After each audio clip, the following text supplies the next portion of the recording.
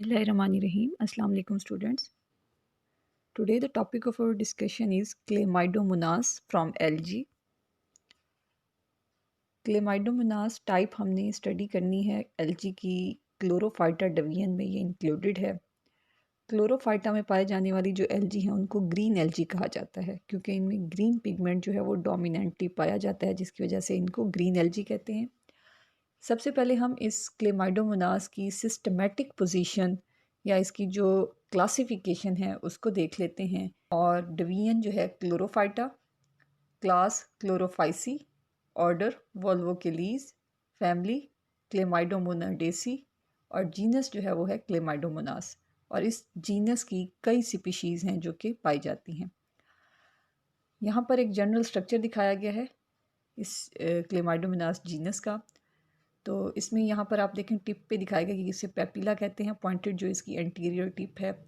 यहाँ पर इसके ये दो फ्लैजेला दिखाए गए हैं, ठीक है। और इसकी ये जो पूरी बॉडी है ये इस तरह से आप देख रहे हैं कि ये पेयर शेप्ड बॉडी है इसकी। इसमें ये जो कप शेप्ड स्ट्रक्चर है ये इसका क्लोरोप्लास्ट है। क्लोरोप्लास्ट के अंदर यहाँ सेंटर में पायरिनाइड दिखाया गया है। पायरिनाइड के बाहर स्टार्च शीट है। पायरिनाइड में रिजर्व फूड मटेरियल स्टोर होता है। यहाँ पे आप साइड पे देख सकते हैं स्टिग्मा या आई स्पॉट जो है वो दिखाया गया है। इसकी टिप के बिल्कुल नीचे या फ्लैजेलम के नीचे देखें दो कंट्रैक्टाइल वैक्यूल्स दिखाए गए हैं। सबसे बाहर सेल वॉल है, फिर सेल मेम्ब्रेन होती है, सेंटर में इसके न्यूक्लियस दिखाया गया है। तो ये जो है इसका जनरलाइज स्ट्रक्चर है। अक्रंस के हवाले से हम बात करते हैं कि ये कहाँ पाए जाते हैं। क्लेमाइडोमोनास की तकरीबन 150 स्पीशीज़ जो हैं वो पाई जाती हैं।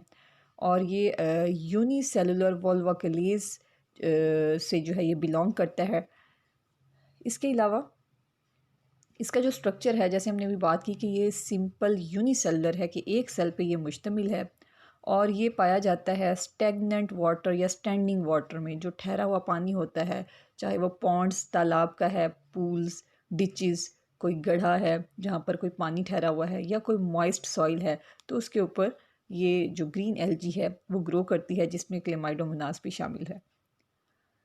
उसके अलावा ऐसा पानी जिसमें अमोनियम कंपाउंड ज़्यादा पाए जाते हैं, वहाँ ये अबंडेंटली जो है ये ग्रो करता है या पाया जाता है। और जहाँ पर क्लेमाइडोमोनास पाया जाता है, जिसके जैसे हम बात कर चुके कि ये ग्रीन एल्गी है, तो इसमें ग्रीन पिगमेंट की वजह से जो स्टेगनेंट वाटर होता है जिसके ऊपर इनकी ग्रोथ होती है, ये क्लेमाइडोमोनास जिसमें पाए जाते हैं, वहाँ का जो कलर होता है वाटर का वो भी टर्बिड ग्रीन, कि ऐसे मैला सा ग्रीन कलर जो है वो नज़र आता है। Some of the species occur in very unusual places. Chlamydomonas ehrenbergi occurs in saline water. कुछ इसकी स्पीशीज़ ऐसी हैं जो कि saline water में, मतलब ओशंस में भी पाई जाती हैं। Some of its species are found in sea. A bright red pigment is often abundant in certain species, especially in the resting stages. Such plants make the pools red. अब green pigment तो इनमें वैसे ही dominant होता है। कुछ species में देखा गया है कि रेड पिगमेंट भी पाया जाता है, जिसकी वजह से ये पूल्स का कलर जो है रेड कर देते हैं। जैसे हमने कहा कि ग्रीन पिगमेंट होने की वजह से वाटर का कलर जो है वो टर्बिड ग्रीन नज़र आता है, तो रेड पिगमेंट अगर पाया जाता है तो उसको ये रेड सा कलर दे देते हैं। और ये इनकी ज़्यादातर जो रेस्टिंग स्टेजेस हैं उनमें ये पिगमेंट रेड पाया जाता है। स्ट्रक्चर के हवाले से हम बात करते हैं तो सिंपल इसका स्ट्रक्चर है, क्योंकि यूनिसेलुलर है। साइज़ इसका 0.02 mm मीन्स मिलीमीटर है। और इसकी जो शेप है सेल की, या स्फिरिकल है, बिल्कुल राउंड, एलिप्सॉइडल हो सकती है, ओवल शेप्ड, सब सिलेंड्रिकल और पायरीफॉर्म मींस पेयर शेप्ड जो है ये नाशपाती की शक्ल की इसकी शेप हो सकती है। अब इसका जो एंटीरियर एंड होता है वो पॉइंटेड है। जैसे हमने पहले बात की कि एंटीरियर एंड इसका हमने अभी देखा है कि पॉइंटेड है। और इसमें जो स्ट्रक्चर्स पाए जाते हैं उनमें सबसे बाहर इसके सेल के जो है वो एक थिन सेल वॉल पाई जाती है, जो कि आउटर मोस्ट लेयर होती है इसमें। और इसके बाहर एक म्यूसिलेजिनस शीट भी कुछ केसेस में पाई जाती है। इस सेल वॉल के जो ऊपर वाला एंड होता है वो एंटीरियर एंड जो है वो पॉइंटेड होता है या बीक लाइक होता है। फिर इसमें फ्लैजेला पाए जाते हैं। दो फ्लैजेला इसके एंटीरियर या पॉइंटेड जो इसका एंड होता है वहाँ पर दो फ्लैजेला मौजूद होते हैं। और फ्लैजेला जो हैं ये जहाँ से अराइज होते हैं, तो वहाँ पर टू सेपरेट कनाल से भी अराइज हो सकते हैं, या फिर एक ही अपर्चर, एक ही कनाल से भी अराइज होते हैं। और जहाँ से ये अराइज हो रहे होते हैं वो जो बेसल ग्रेन्यूल्स होते हैं वो कहलाते हैं ब्लीफेरोप्लास्ट। यहाँ पर आप देख सकते हैं कि ये इसकी ये इसका सेल दिखाया गया है। और जैसे हमने बात की कि इसका एंटीरियर एंड जो है पॉइंटेड होता है, यहाँ से इसके 2 फ्लैजेलम जो है अराइज हो रहे हैं। और इसका जो बेसल एंड है जहाँ से ये अराइज होते हैं, इसको हमने कहा कि ब्लीफेरोप्लास्ट कहा जाता है। कॉन्ट्रैक्टाइल वैक्यूल्स भी इसमें पाए जाते हैं, जैसे हम अभी डायग्राम में देखेंगे कि 2 कॉन्ट्रैक्टाइल वैक्यूल्स इसमें मौजूद होते हैं, जिनका फंक्शन ये होता है कि ये रेस्पिरेटरी और एक्सक्रीटरी जो है रोल प्ले करते हैं। यहाँ पर आप देखें कि यहाँ 2 कॉन्ट्रैक्टाइल वैक्यूल्स दिखाए गए हैं। इस डायग्राम में भी आप देख सकते हैं कि एक एंड इस तरफ और दूसरा इस तरफ, ये जो 2 हैं ये कॉन्ट्रैक्टाइल वैक्यूल्स दिखाए गए हैं। फिर इसमें आई स्पॉट भी पाया जाता है। आई स्पॉट को स्टिग्मा भी कहते हैं। आई स्पॉट जो है इसमें ऑरेंज रेड पिगमेंट का पाया जाता है और ये near the origin of flagella जो है ये मौजूद होता है। This eye spot is covered by a minute lens in the thickness of the cell wall. It is supposed to function as an extremely primitive eye. इसको eye spot ही इसलिए कहते हैं क्योंकि ये लाइट का रिस्पॉन्स शो करते हैं और उसके they are sensitive to light, और लाइट जहाँ से इनको मिल रही होती है वहाँ से फिर ये अपनी ओरिएंटेशन चेंज करते हैं, जिसकी वजह से इनको आई स्पॉट का नाम दिया गया कि ये बिल्कुल आई जैसा फंक्शन परफॉर्म करते हैं। अब कितने आई स्पॉट होते हैं एक स्पीशीज़ में या एक क्लेमाइडोमोनास में, तो ये भी थोड़ा वेरी करता है। जैसे कि क्लेमाइडोमोनास प्लोरिस्टिग्मा जो है उसमें 2 to 3 आई स्पॉट्स हैं। And eye spots are very sensitive to intensity of light, कि ये लाइट की जो इंटेंसिटी होती है उसकी शिद्दत जो होती है उसको ये डिटेक्ट करते हैं और फिर अपनी ओरिएंटेशन चेंज करते हैं, डायरेक्शन। नेक्स्ट है क्लोरोप्लास्ट। जैसे हमें पता है कि ये फोटोसिंथेटिक हैं, इनमें फोटोसिंथेटिक पिगमेंट पाया जाता है, ये अपनी खुराक खुद बनाते हैं, तो इनमें क्लोरोप्लास्ट मौजूद होता है जो कि इनमें कप शेप्ड क्लोरोप्लास्ट होता है टुवर्ड्स द ब्रॉडर एंड, कि ये तो इनका पॉइंटेड एंड है, दूसरा जो एंड है ये ब्रॉडर एंड। यहाँ पर आप देखें ये कप शेप्ड जो है ये क्लोरोप्लास्ट है। यहाँ इस डायग्राम में अगर आप देखें तो ये ग्रीन कलर का कलर्ड दिखाया गया, तो ये जो ग्रीन कलर का है ये कप शेप्ड जो है इसमें ये क्लोरोप्लास्ट है। क्लोरोप्लास्ट के अंदर ये पायरिनाइड है, ठीक है, और इसके बाहर स्टार्च ग्रेन्स हैं। अब क्लोरोप्लास्ट जो है इसकी शेप डिफरेंट भी हो सकती है डिफरेंट स्पीशीज़ में, जैसे कि क्लोरोप्लास्ट रेटिकुलेटा जो है उसमें इसकी शेप रेटिकुलेट होती है, मीन्स ये नेटवर्क की फॉर्म में होता है, जबकि क्लेमाइडोमोनास एप्लाइना में जो है ये डिस्कॉइड होता है, डिस्क लाइक। और ये प्लांट्स जो हैं ये ऑटोट्रॉफिक भी इस वजह से हैं कि इनमें क्लोरोप्लास्ट पाया जाता है, और इस क्लोरोप्लास्ट के होने की वजह से ये फोटोसिंथेसिस कर पाते हैं by taking the carbon dioxide from the water. फिर हमने बात की कि इसमें रिजर्व फूड मटेरियल को स्टोर करने के लिए पायरिनाइड एक स्ट्रक्चर होता है। पायरिनाइड अभी हमने देखा डायग्राम में कि ये क्लोरोप्लास्ट के अंदर, यहाँ पर ये देखें ये पायरिनाइड जो है इसमें मौजूद है, यहाँ पर ये पायरिनाइड दिखाया गया है। तो पायरिनाइड की जो सेंट्रल बॉडी है it is composed of protein, और उसके बाहर बहुत सारे छोटे छोटे स्टार्च ग्रेन्स होते हैं, ठीक है। ये प्रोटीन की बनी हुई है और इसके बाहर जो है ये कुछ दिखाए गए हैं स्टार्च ग्रेन्स। इसी तरह से ये प्रोटीन स्ट्रक्चर है पायरिनाइड का और इसके बाहर जो है ये स्टार्च ग्रेन्स हैं। अब जो पायरिनाइड्स हैं उनकी तादाद भी डिफरेंट हो सकती है। कुछ ऐसे भी हैं स्ट्रक्चर्स जिनमें पायरिनाइड्स मौजूद नहीं हैं, कुछ में 2 हैं, कुछ में 2 से ज़्यादा हैं, तो ये डिफ़र कर सकता है। न्यूक्लियस तमाम स्पीशीज़ जो हैं वो यूनी न्यूक्लिएटेड हैं, कि एक क्योंकि यूनिसेलुलर है तो उसमें सब में देखा गया कि एक ही न्यूक्लियस पाया जाता है और ये इनके साइटोप्लाज्म में होता है। और जो इनका ये कप शेप्ड स्ट्रक्चर है यहाँ पर ब्रॉडर एंड में, उसके ऊपर की तरफ यहाँ पर देखें तो यहाँ पर न्यूक्लियस जो है वो लोकेटेड है, और इसके इर्द गिर्द देखें तो बाकी ऑर्गेनल्स मौजूद हैं, ये माइटोकॉन्ड्रिया और गोल्जी बॉडीज़ वगैरह। रिप्रोडक्शन इन क्लेमाइडोमोनास, रिप्रोडक्शन किस तरह से होती है? इसमें एसेक्सुअल रिप्रोडक्शन भी होती है जिसमें कोई गैमीट्स इन्वॉल्व नहीं होते, सेक्स ऑर्गन्स इन्वॉल्व नहीं होते, जिसकी वजह से हम इसे एसेक्सुअल रिप्रोडक्शन कहते हैं। जबकि इसमें सेक्सुअल रिप्रोडक्शन भी होती है, मतलब दोनों तरीक़ों से ये रिप्रोड्यूस कर सकते हैं। एसेक्सुअल रिप्रोडक्शन अब इनमें किन तरीक़ों से होती है? इसमें ज़ूओस्पोर फॉर्मेशन के ज़रिए भी होती है, इसमें एप्लानोस्पोर फॉर्मेशन के ज़रिए भी होती है, और पाल्मेला स्टेज के ज़रिए भी। तो ज़ूओस्पोर फॉर्मेशन को फर्स्ट हम देखते हैं। ज़ूओस्पोर्स तब बनते हैं जब कंडीशंस इनके लिए फेवरेबल हों। कंडीशंस कब फेवरेबल होती हैं? जब इनको वाटर जो है वो अवेलेबल हो, उस सूरत में ये जो है ज़ूओस्पोर्स के ज़रिए रिप्रोडक्शन करते हैं। During the formation of zoospores the cell becomes quiescent, its flagella are retracted और डिस्कार्डेड। तो जब ये ज़ूओस्पोर्स बनाते हैं तो उस वक्त क्या होता है कि इनका क्योंकि एक ही सेल होता है, हमने अभी बात की कि ये यूनिसेलुलर हैं, तो इनका जो सेल होता है वो अपने फ्लैजेला जो है विदड्रॉ कर देता है, ख़त्म कर देता है, डिस्कार्ड कर देता है और नॉन मोटाइल हो जाता है, क्विजेंट हो जाता है। फिर उसके जो कॉन्ट्रैक्टाइल वैक्यूल्स होते हैं वो भी डिसअपियर होना शुरू हो जाते हैं, और फिर उसके अंदर का जो पूरा प्रोटोप्लास्ट है वो डिवाइड हो जाता है longitudinally into two cell, into two parts, ठीक है। तो इनके सेल के अंदर का जो प्रोटोप्लास्ट है वो लॉन्गिट्यूडनली मीन्स लंबाई में वो डिवाइड हो जाता है दो हिस्सों में, और उसके बाद फिर डिवीजन होती है, मतलब एक डिवीजन हुई तो वो दो में डिवाइड हो गया, दूसरी बार डिवीजन हुई तो वो 2 से 4 में डिवाइड हो गया। इस तरह से डिवीजन्स होती हैं, और ये 2 to 16 पीसीज में जो है ये डिवाइड हो सकता है प्रोटोप्लास्ट। और हर एक पीस जो है अपने गिर्द एक वॉल बना लेता है, ठीक है, और अपने दो फ्लैजेला बना लेता है। और साथ ही इनमें कॉन्ट्रैक्टाइल वैक्यूल्स भी अपीयर हो जाते हैं, इनमें पिगमेंट स्पॉट्स भी बनना शुरू हो जाते हैं, और ये हर एक पीस, हमने कहा कि इसके बाहर एक वॉल आ गई, इसने दो फ्लैजेला बना लिए, इसके अंदर कॉन्ट्रैक्टाइल वैक्यूल हो गए, बन गए, तो ये हर एक पीस जो है ये एक ज़ूओस्पोर में कन्वर्ट हो गया, या ज़ूओस्पोर को स्वार्म स्पोर भी कहा जाता है। तो एक सेल में, क्योंकि हमने कहा कि लॉन्गिट्यूडनल डिवीजन हुई थी, उसमें 1 से 2 पार्ट्स में वो डिवाइड हुआ, 2 से 4 में, इस तरह से करते करते मैक्सिमम 16 पार्ट्स में ये डिवाइड हो सकता है, और हर एक पार्ट जो है हमने कहा इसमें सेल वॉल उसने अपनी बना के, फ्लैजेला बना के, तो वो कन्वर्ट हो गया ज़ूओस्पोर में। तो एक ही पेरेंट सेल के अंदर 2 to 16 जो है ज़ूओस्पोर या स्वार्म स्पोर्स वो बन सकते हैं। And then the zoospores or swarm spores are liberated by gelatinization or by the rupturing of the parent cell wall. और फिर जब ये बाहर की parent cell wall जब रप्चर होती है, burst होती है, तो अंदर जो मौजूद ये 2 to 16 zoospores हैं वो बाहर की तरफ रिलीज़ हो जाते हैं, या फिर उनमें जेल लाइक सब्सटेंस बनता है, जिलेटिनाइजेशन की वजह से भी वो रिलीज़ होते हैं। Each of them develops into a new Chlamydomonas plant. This process of division is repeated every 24 hours.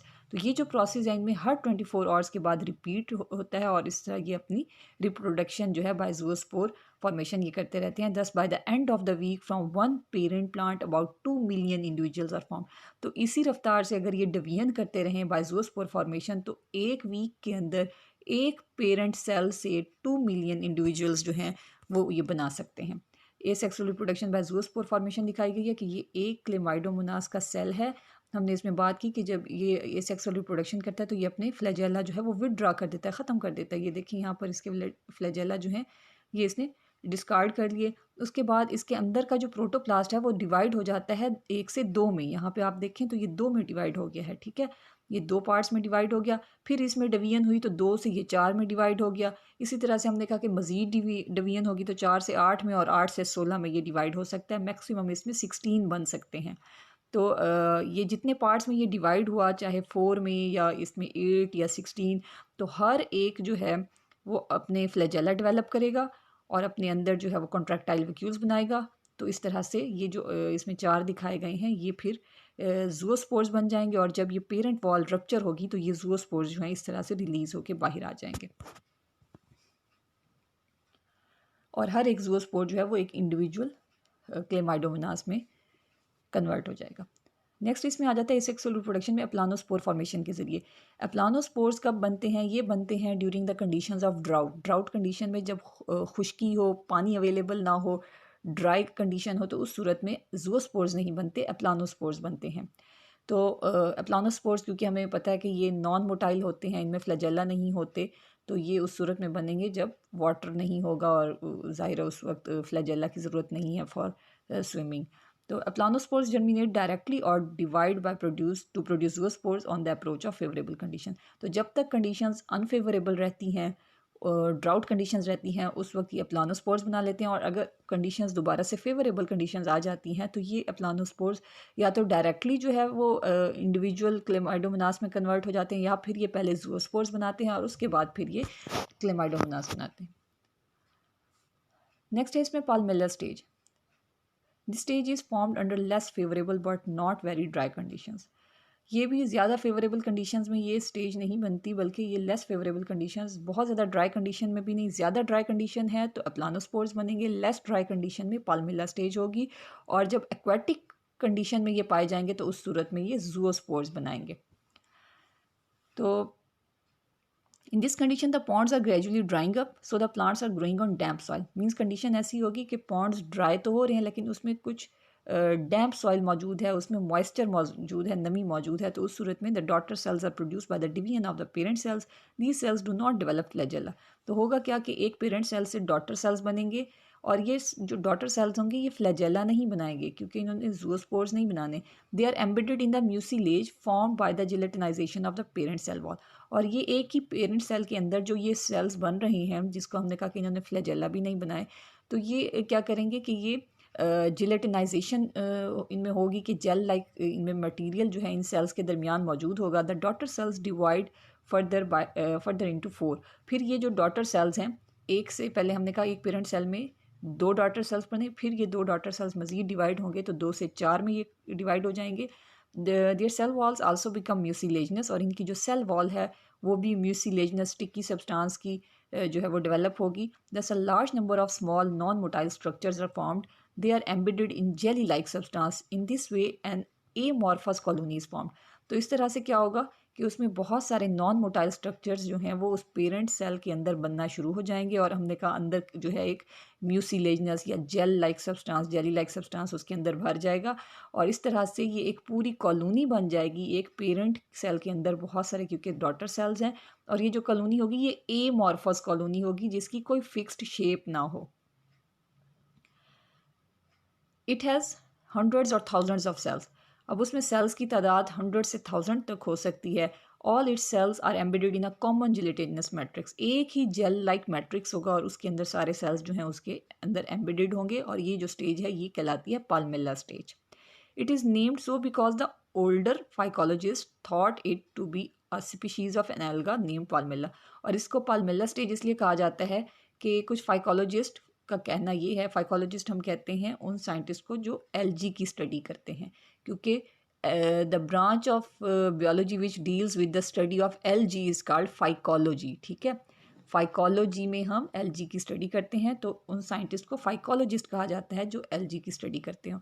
तो कुछ फाइकोलॉजिस्ट का ये कहना है कि ये जो स्टेज है ये एक एल्गा से मिलती जुलती है जिसका नाम पाल्मेला है, तो इसलिए इसको पाल्मेला स्टेज कहते हैं। This is however temporary phase, soon all small daughter cells develop flagella and become motile.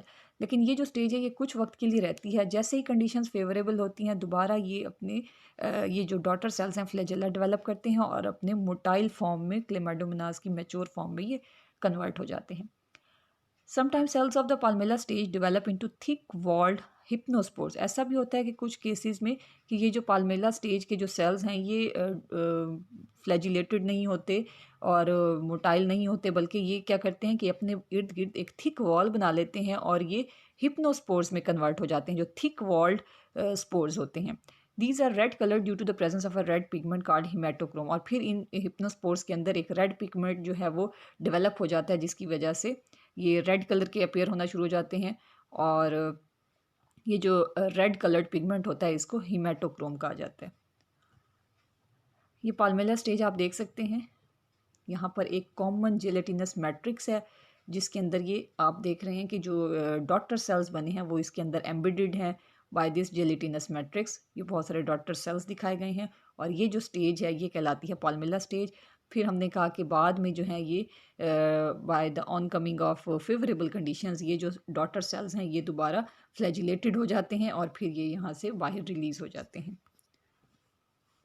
ये तो थी इसमें asexual reproduction by zoospore formation, aplanospore formation and Palmella stage. Zoospores हमने कहा तब बनते हैं जब वाटर अवेलेबल होता है, एप्लानोस्पोर्स तब बनते हैं जब वाटर बिल्कुल भी नहीं होता, और पाल्मेला स्टेज तब आती है जब मॉइस्चर तो होता है लेकिन बहुत ज़्यादा ड्राइनेस भी नहीं होती और वाटर भी पूरी तरह अवेलेबल नहीं होता।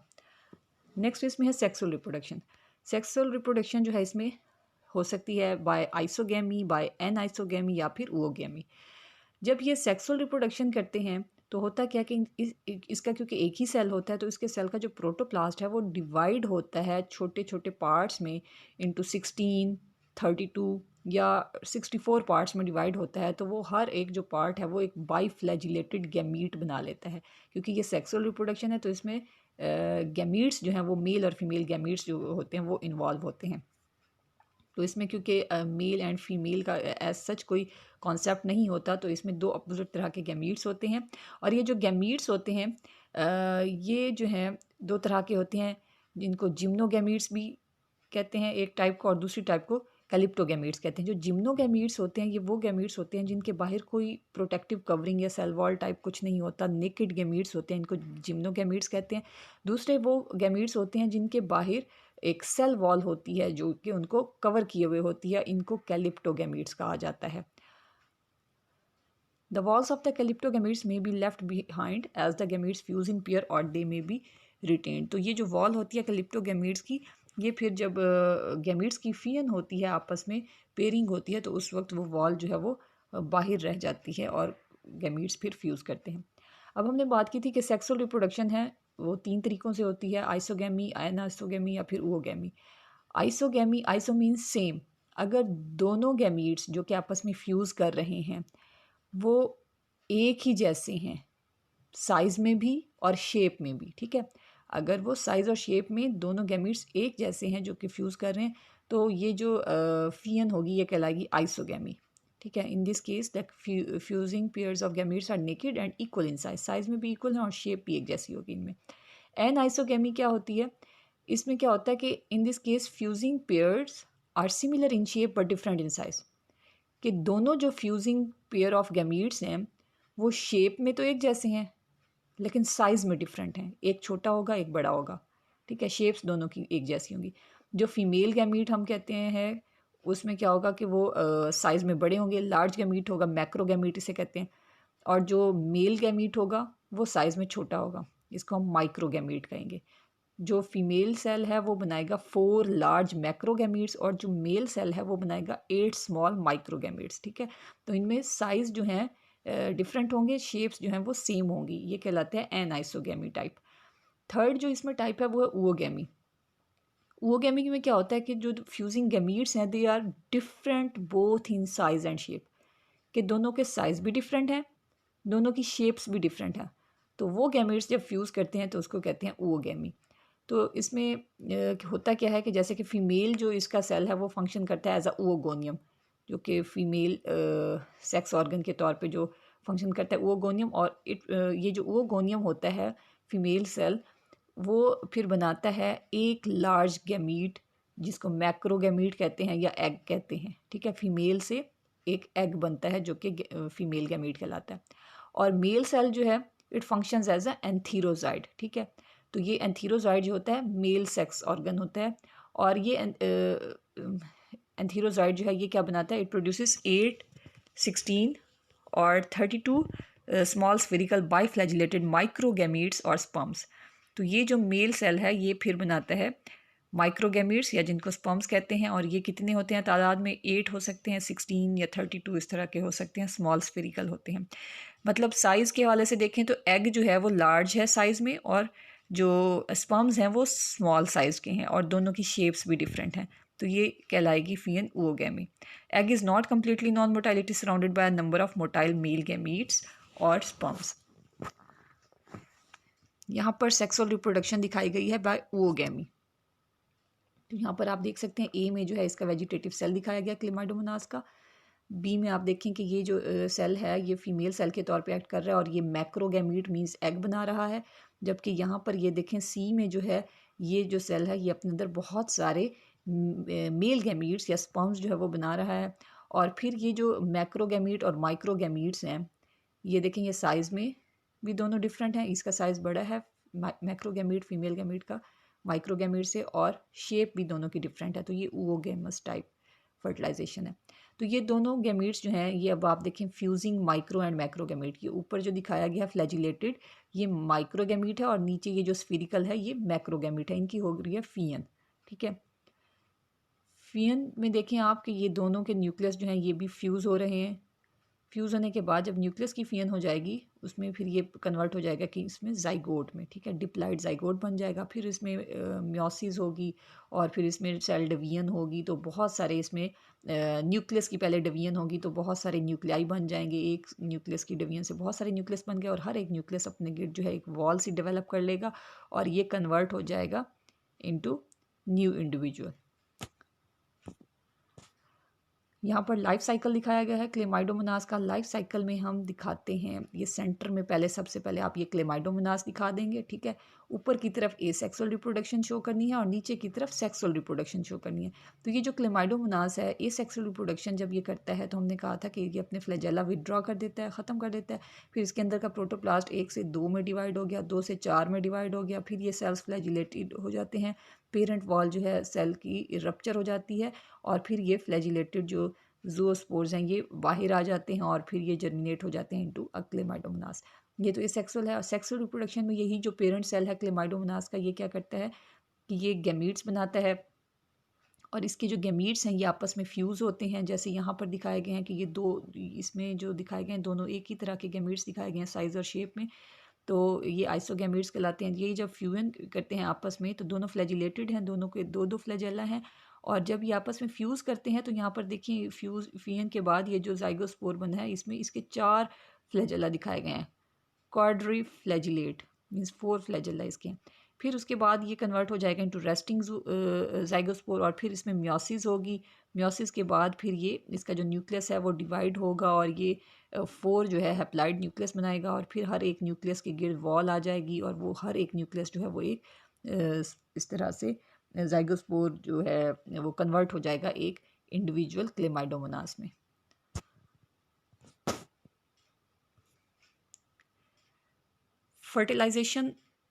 फर्टिलाइजेशन के वक्त क्या होता है कि जो फ्लैजेला हैं वो डिसअपियर हो जाते हैं जब दो आपस में फ्यूज़ करते हैं gametes.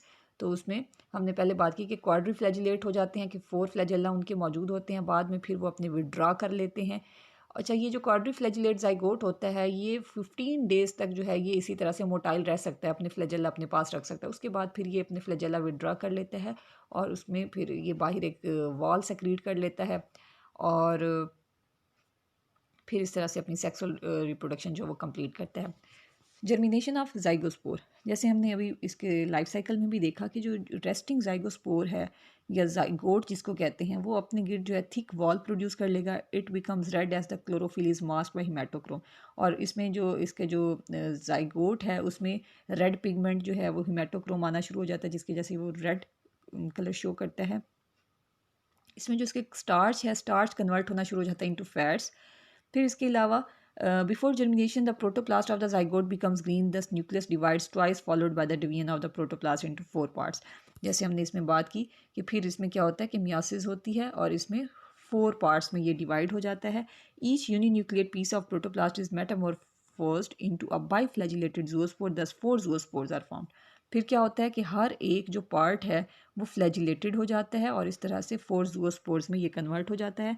They are liberated in water by the rupturing of the zygote wall. Meiosis takes place during the formation of zygospores from the zygote. जब zygospores बनते हैं तो उस वक्त यहाँ पर देखें कि यहाँ लिखा हुआ है मियोसिस, तो मियोसिस होती है पहले, ठीक है। ये डिप्लाइड जाइगोस्पोर से फिर ये हैप्लाइड जो है 4 इस तरह के पार्ट्स बनते हैं, न्यूक्लियस बनते हैं और फिर इसमें ये कंप्लीट जब अपनी डेवलपमेंट करते हैं तो ये जाइगोस्पोर जो है ये बनते हैं। The zygote is diploid but the normal vegetative cells are haploid. क्योंकि जब ये फियन करते हैं गैमीट्स तो उस वक्त ये दोनों के न्यूक्लियस फ्यूज़ होकर डिप्लाइड हो जाते हैं, ठीक है। दोनों न्यूक्लियस आपस में मिल जाते हैं, डिप्लाइड हो जाते हैं। फिर जब मियोसिस होती है तो मियोसिस आपको पता है कि वो सेल डिवीजन की टाइप है जिसमें number of chromosomes are reduce to half, diploid से हैप्लाइड हो जाते हैं। तो इस एक न्यूक्लियस की डिवीजन से 4 न्यूक्लियस बने और 4 जो न्यूक्लियस हैं ये हैप्लाइड होंगे और हर एक के बाहर सेल वॉल आई, फ्लैजेला आए और फिर ये जाइगोस्पोर में कन्वर्ट हो गए और फिर ये एक इंडिविजुअल जो है क्लेमाइडोमोनास हर एक बना लेता है। तो ये इसका लाइफ साइकिल है क्लेमाइडोमोनास का। लाइफ साइकिल का टॉपिक अगर आ जाता है आपके लॉन्ग क्वेश्चन में पूछ लिया जाता है तो उसमें आप कंप्लीट इसमें डिटेल लिखेंगे from the systematic position, occurrence and then reproduction. Thank you, अल्लाह हाफिज़।